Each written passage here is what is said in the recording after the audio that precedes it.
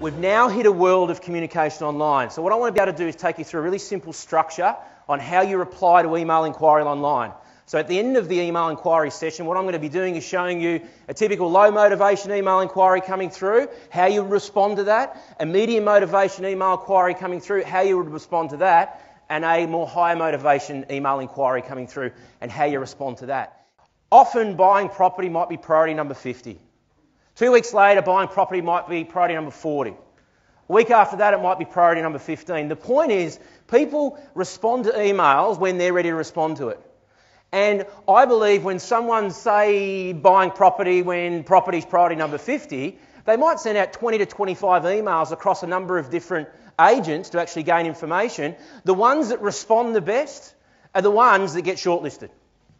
So even though they might set out 20 to 25 inquiries, I believe there's about 4 to 6 agents get to see those people face to face. So I want to talk about how you get your buyers off the computer and either on the phone talking to you or face to face. Then I want to talk about some conversation and strategy around over the phone inquiry. So when someone rings you, how you take buyer inquiry, the simple process you go through to make sure you get them face to face. And then third, in this first little session here, I want to talk about interacting in buyer appointments and certainly open for inspections and taking you through a real simple process to maximise every buying opportunity. Does that sound okay?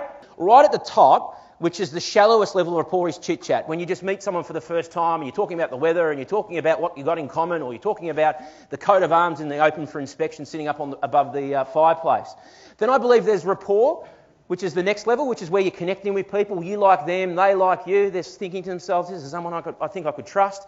And then there's emotional connection, which is the deepest level of rapport. What I want to do when I talk about the buyer interaction over the phone and face-to-face, I'm going to highlight what emotional intelligence is. The agents, the people on the planet that influence the best, have a high sense of emotional intelligence. What we've done with realestate.com today is we've tested a number of buyer inquiries, and what we wanted to know was, how do we get the best response? Do we just send them a copy and pre-typed text? Do we send them back to our website? Do we just say, call me? The answer to that is absolutely not. The key element in sending an email back is the structure that I'm about to give you here right now. So after you touch on a few things in the email that you think are important to them, always lightly request contact details, just lightly. And of course, always have a call to action at the end of every email. Get them to do something. Do you want them to provide you more information online? Do you want them to turn up to an open for inspection? Do you want them to call you?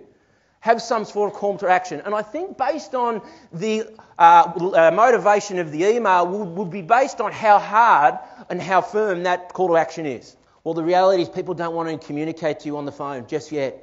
They want to spend 60 or 70% and want to communicate on email. That's how the world's shifting.